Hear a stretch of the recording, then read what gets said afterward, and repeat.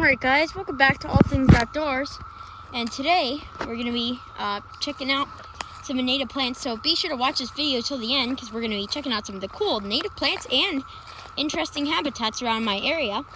So yeah, be sure to watch this video till the end and be sure to put that down in the comments below saying that you like, subscribe, and turn on notifications for a free shout out. And without further ado, let's get started.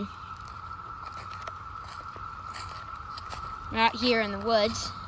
We're checking out some of the cool native plants and habitats around here. First plant we're going to check out today is called Japanese stiltgrass.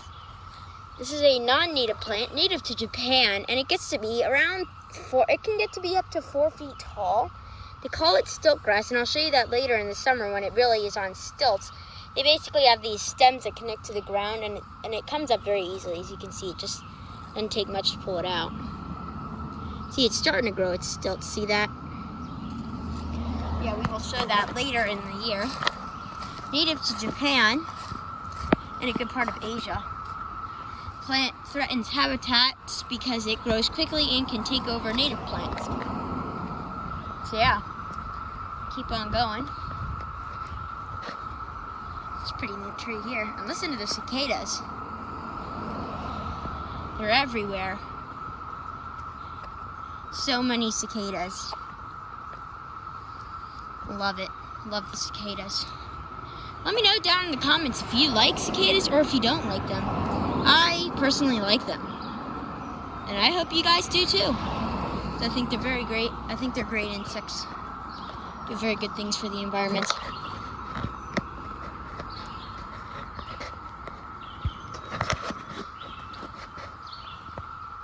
We have a nice locust tree, and we have a dead cedar tree. It's like the deer. I'll show you this. So when the male deer bucks, when they come up in the mating season and breeding season, they will mark trees by rubbing their antlers against the trees, and it strips the bark off of smaller trees like this, and sometimes it kills them. Now this tree is also covered in cicada shells. Pretty cool. Yeah, but I don't know if this tree's gonna live. Sometimes it does kill the trees. As you can see below, it's starting to grow new shoots, so that's good. Hopefully it'll live.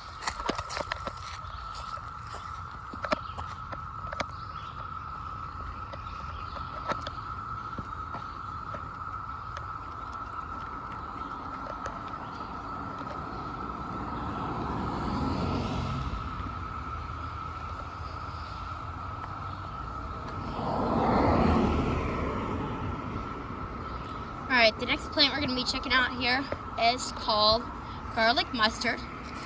Native to Europe, this plant is sometimes considered a weed, and it was brought over here for food and for ornamental purposes. It gets pretty tall. It gets to be a little bit taller than this, and you can tell what it is. It's kind of got these spade-shaped leaves. Like, you know, on playing cards they have spades? Yeah, the leaves are kind of shaped like a spade. And they have these seed pods, which are very stiff. And they do make little tiny white flowers, but they're not going to be making flowers just yet. Or actually, no, these are already done with making flowers. They've already bloomed. So we are now going to show you why it's called garlic mustard. So it's called garlic mustard for the reason because when you crush the leaves, it smells like garlic and mustard kind of combined, and it's used as a spice in a lot of European foods. It is edible. And that definitely does smell like mustard and garlic. We'll keep on going here. A nice periwinkle.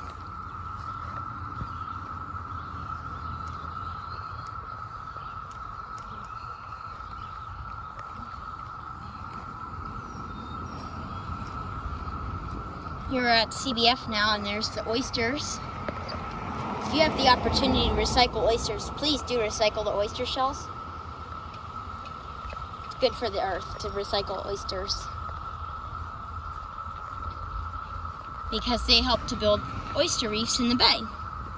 in the Chesapeake Bay we need more oysters, so they're using the shells to make substrate for new oysters to grow on, because oysters do like to grow on themselves. So if they dump the oyster shells, the oysters will grow on them.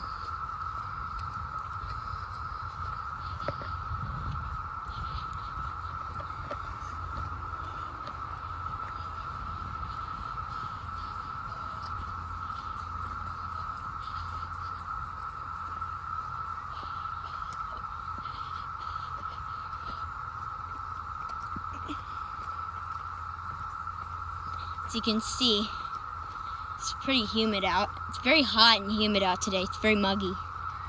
But it's a nice day. We have pretty good. It's very hot though. And listen to the cicadas. It's incredible. I love the cicadas. Let me know down in the comments if you like cicadas or if you don't like them. I personally love them. They're so cool.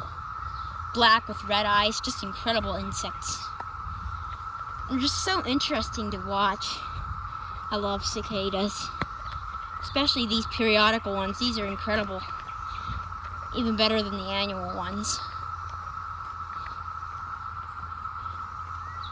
Annual ones are pretty good too.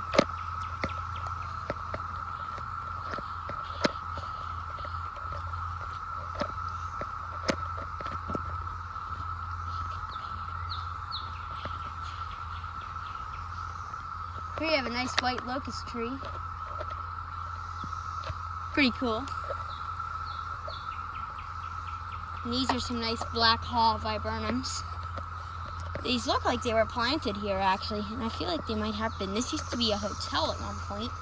It's not anymore. They changed it into the CBF building, which is, to be honest, even a better use for this area. Here you have some ground ivy growing.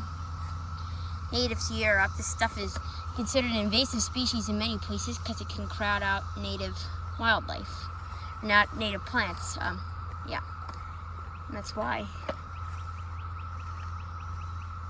We're gonna try and find some of this endangered grass because I know it's growing here. Oh, here we are. Just looking for it. Now I found it. Here we have eastern gamma grass. This stuff is a species native to the eastern North America, and it grows to be around 4 feet tall. Let's say it is a threatened species on the ICUN red list because of habitat destruction and invasive species. So yeah, if you find it, be sure to, maybe even take care of it. Make sure it's doing good. This is common privet. No, this is Chinese privet, native to China. Stuff is invasive here in the U.S. because it is a shrub and it crowds out native wildlife, and it's poisonous too, so don't eat it.